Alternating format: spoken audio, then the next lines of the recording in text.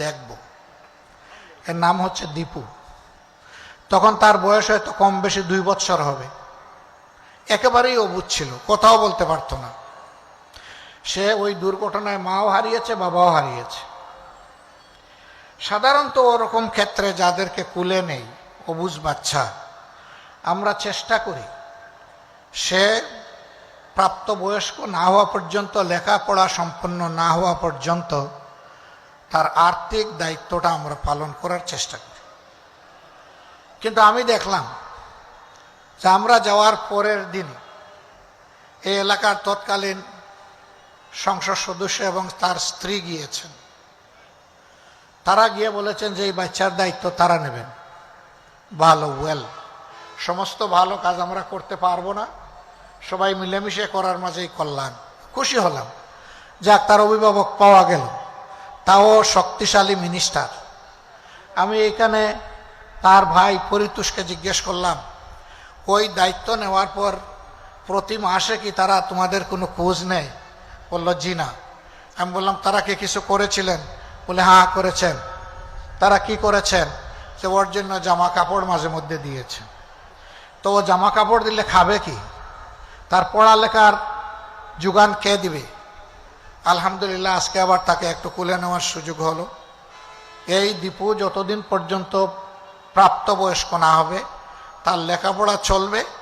আমরা এই পরিবারের সাথে প্রতি মাসের 1 তারিখে এসে হাজির হব ইনশাল্লাহ। এটা চলতে থাকবে ইনশাল্লাহ। আমরা এখানে দেখব না তার মা বাপ কোন ধর্মের মানুষ ছিলেন, আমরা দেখব তারা মানুষ ছিলেন। আমরা মানবতাকে টুকরা টুকরা করতে চাই না। আমরা ছোট্ট একটি দেশ, বিপুল সংখ্যক মানুষ, এই সবগুলা মানুষ আমরা মিলেমিশে থাকতে চাই, চলতে চাই। এর মাঝেই আমাদের গর্ব, এর মাঝেই আমাদের সৌন্দর্য, এর মাঝেই আমাদের শান্তি নিহত। আমরা এই বার্তা সারা বাংলাদেশের সমস্ত জনগণকে দিয়ে চলেছি। এখানে একটা কথা একেবারেই সাফ। এই কথাটি হচ্ছে, আমরা এই দেশে কোনো মেজরিটি এবং মাইনরিটি মানি না। আমি আস্তে আস্তে রতনবাবুর বক্তব্য শুনছিলাম। তিনি বলেছিলেন আমি সংখ্যালঘু সম্প্রদায়ের একজন মানুষ। এই কথা আর বলবেন না। কিসের সংখ্যালঘু আর কিসের সংখ্যাগুরু? এই দেশে যেই জন্ম নিছে সেই এ দেশের গর্বিত নাগরিক। আমরা নাগরিকদেরকে কোনো ভাগ বাটোয়ারা ধর্ম কিংবা দলের ভিত্তিতে করার পক্ষে নয়। এই বদ হাসলত ছিল অতীতের পতিত স্বৈরাচারের। তারা এই জাতিকে ভেঙে টুকরা টুকরা করে মুখামুখি লাগিয়ে রেখেছিল। যে দেশের জনগণ ঐক্যবদ্ধ থাকতে পারে না, সে দেশের মানুষ মাথা সোজা করে সম্মানের সাথে বিশ্বের দরবারে দাঁড়াতেও পারে না। স্বাধীনতার 54 বছর গেল, আর কত বছর এরকম আমাদেরকে টুকরা টুকরা করে রাখা হবে? আমাদের স্পষ্ট ঘোষণা, আমরা কোনো মেজরিটি এবং মাইনরিটি মানি না। আমরা সবাই মিলে ইউনিটি, একটাই জাতি আমরা। আমাদের পরিচয় আমরা বাংলাদেশী। হ্যাঁ, তারপরে অবশ্যই আমার পরিচয় থাকবে আমি একজন মুসলমান, ইনি একজন হিন্দু, তিনি একজন বৌদ্ধ, হয়তো আরেকজন খ্রিস্টান। এই 4 ধর্মের বাইরে বাংলাদেশে অন্য কোনো ধর্মের লোক নেই। কিছু লোক থাকতে পারে যারা কোনো ধর্মেই বিশ্বাস করেন, তাদেরকে মানুষ এইথিস্ট বা নাস্তিক হিসাবে চিনে। যাই হোক, আমরা সবাইকে নিয়ে চলার পক্ষে। কিন্তু এটাও সত্য যে কেউ যেন কারো ধর্মীয় আবেগে খুচাখুচি না করেন, সুড়সুড়ি না দেন। এটা আমরা একেবারেই ঘৃণা করি, পছন্দ করি না। এরকম যদি কোথাও কোনো কিছু ঘটে, আমরা বলবো যে সম্প্রদায়ের মানুষ এটা করবে, প্রথম ওই সম্প্রদায়ের মানুষরা ওরে থামিয়ে দেবে। সম্প্রতি আমরা দেখেছি এরকম একটা ঘটনা ঘটেছে পটুয়াখালীতে। ঘটার পরে আমার হিন্দু সম্প্রদায়ের বন্ধুরা ওই ছেলেকে নিয়ে সমস্ত মানুষের সামনে হাজির হয়েছে। হাজির হয়ে বলেছেন, আপনারা যে শাস্তি চান ওই শাস্তি দেওয়ার জন্য আমরা তাকে আজকে নিয়ে এসেছি। ওই সবার পক্ষ থেকে জিজ্ঞেস করা হয়েছে সে ভুল স্বীকার করে কিনা। সে দাঁড়িয়ে কর জুড়ে বলেছে আমার ভুল হয়ে গেছে। তাকে জিজ্ঞেস করা হয়েছে এই জন্য তুমি অনুতপ্ত কিনা, সে বলেছে আমি অনুতপ্ত। মাথা নত করে কথাগুলা সে বলছিল। ওখানকার বিজ্ঞ লোকেরা বলেছেন তার ভুল স্বীকার করা, আন্তরিকভাবে অনুতপ্ত হওয়া এবং যাদের মনে আঘাত দিয়েছে তাদের সামনে এসে ক্ষমা প্রার্থনা করা, এটাই তার শাস্তি। এর বাইরে কোনো শাস্তি দেওয়ার প্রয়োজন নেই। এটি হচ্ছে আমাদের সম্প্রীতির বাংলাদেশ। আমরা এটা পারব।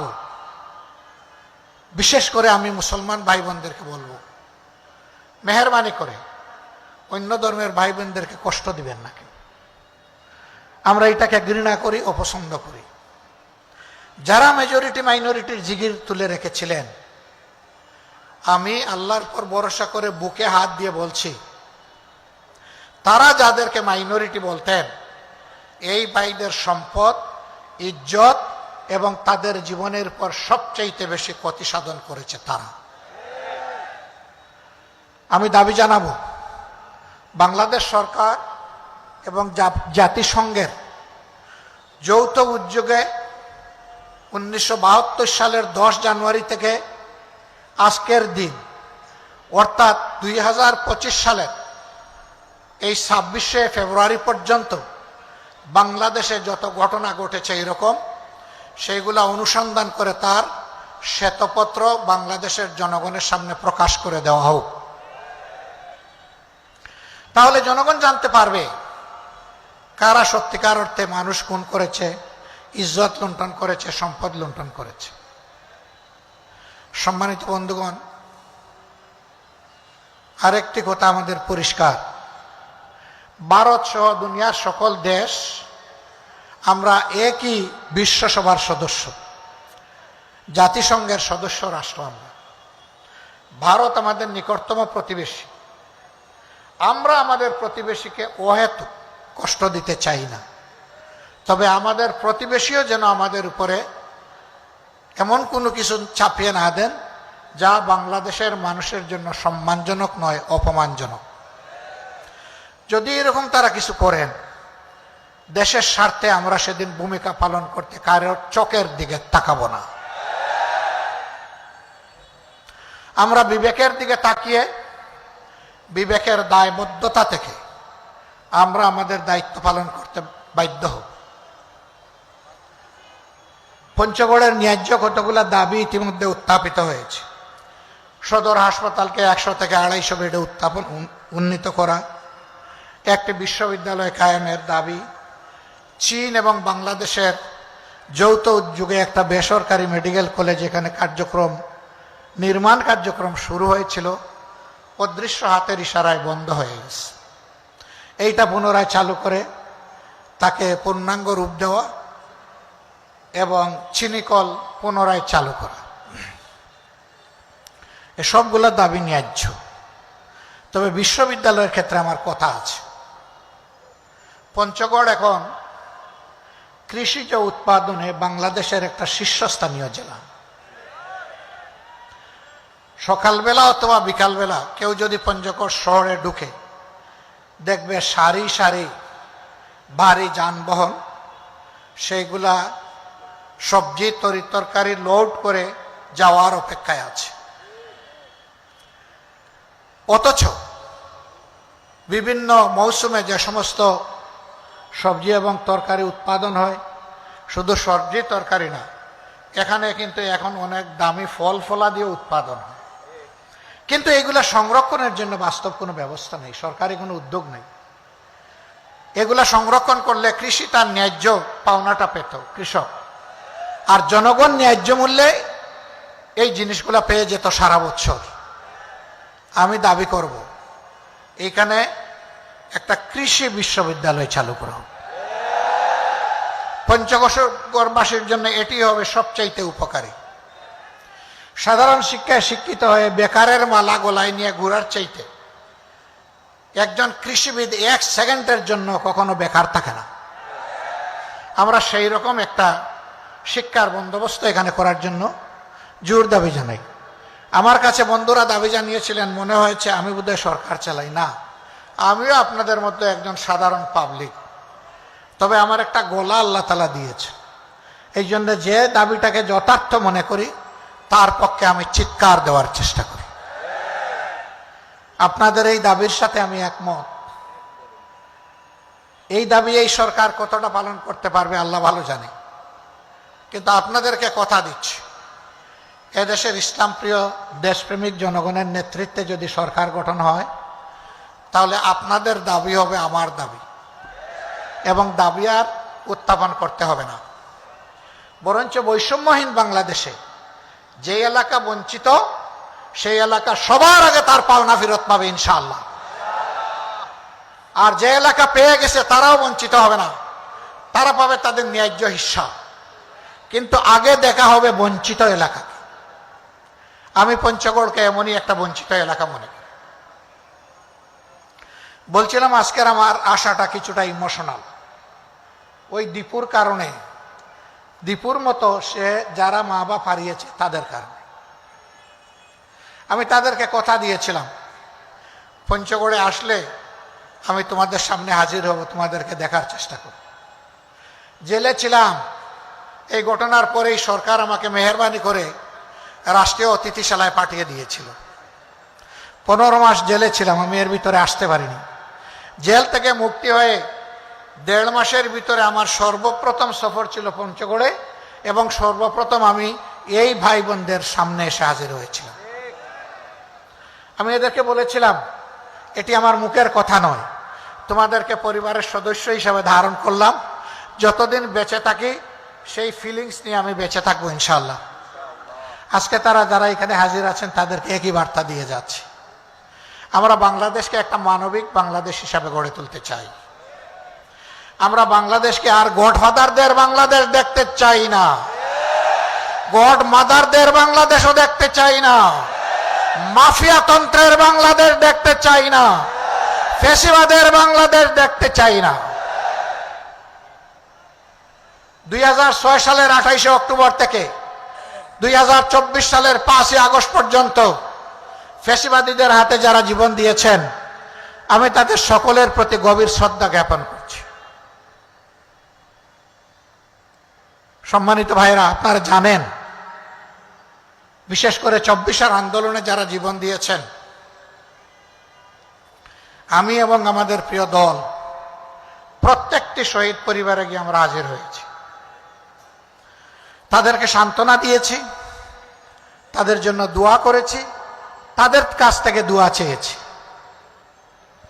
এরপরে যারা আহত পঙ্গু হয়েছিল আমরা এখন তাদের দুয়ারে দুয়ারে ঘুরি। এ সংখ্যাটা বিশাল, 34,000। এই মানুষগুলো সবার দুঃখ দূর করতে পারবো না, কিন্তু আমরা তাদেরকে বার্তা দিতে চাই এই বেদনা এই কত তোমাদের নয়, তোমরা জাতির গর্বিত সন্তান, তোমরা জাতীয় বীর, আমরা আছি তোমাদের সাথে এবং আজীবন আমরা তোমাদের কাছে কৃতজ্ঞ। আমি যুবক ভাইদেরকে বার্তা দিতে চাই, আগামী দিনের বৈষম্যহীন, দুর্নীতি দুঃশাসন মুক্ত মানবিক বাংলাদেশ গড়ার জন্য তোমাদেরকে আরেকবার গর্জন করতে হবে, জেগে উঠতে হবে। আমিও তোমাদের সাথে থাকবো ইনশাল্লাহ। এখন বলবো, আপনি বললেন যুবকদেরকে, আপনার তো আপাদমস্তক সব সাদা দেখতেছি, নো প্রবলেম। আমার বাহ্যিক কালার সাদা হয়েছে, বুকের ভিতরের কালার আমার তরুণ আলহামদুলিল্লাহ। এবং সেই মানুষের মুক্তির মিছিলে আমি পিছনে থাকবো না ইনশাল্লাহ, আমি তোমাদের সামনে থাকবো। আমাদেরকে কেউ কেউ মাঝে মাঝে এখনো ভয় দেখান ধিক্কার জন্য, তারা বলেন এই হলে ওই হলে আবার আপনাদের ফাঁসি হয়ে যাবে। আরে ভাই, কারে ফাঁসির ভয় দেখান? যারা শহীদ হওয়ার জন্য উন্মুখ, যারা পাগল, তাদেরকে ফাঁসির ভয় দেখান।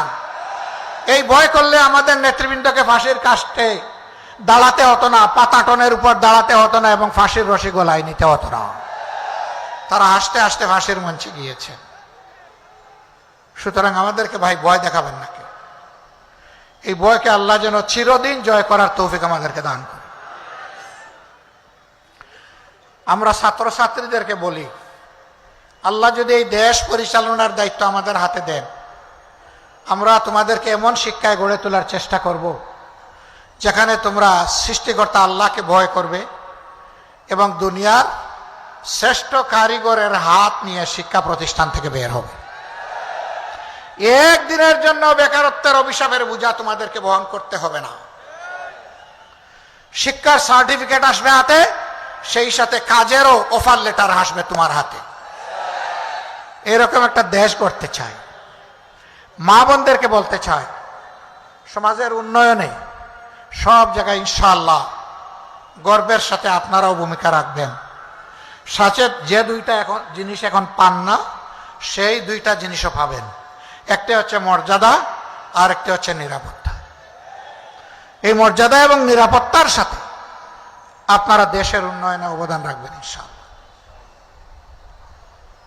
আসুন বাংলাদেশটাকে এমনভাবে আমরা গড়ে তুলি যে দীর্ঘ 54 বৎসরের যত জঞ্জাল সবগুলা শেষ করে দিয়ে আমরা যেন এমন একটি বাংলাদেশের নাগরিক হতে পারি, দেশে কিংবা প্রবাসে সর্বত্র বলতে পারি, আমি গর্বিত, আমি বাংলাদেশের নাগরিক।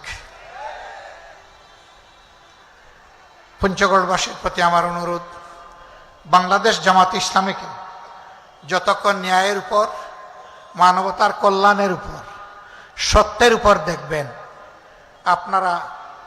আমরা আপনাদের একটু ভালোবাসার কাঙ্গাল। একটু ভালোবাসা কি আপনাদের কাছে আশা করতে পারি? বড় দুর্বল কথা বললেন আপনারা। আমরা কি আশা করতে পারি? আলহামদুলিল্লাহ। ভালোবাসাই যখন দিবেন, তখন একটু সমর্থন, একটু সহযোগিতা তো আপনাদের লাগবে।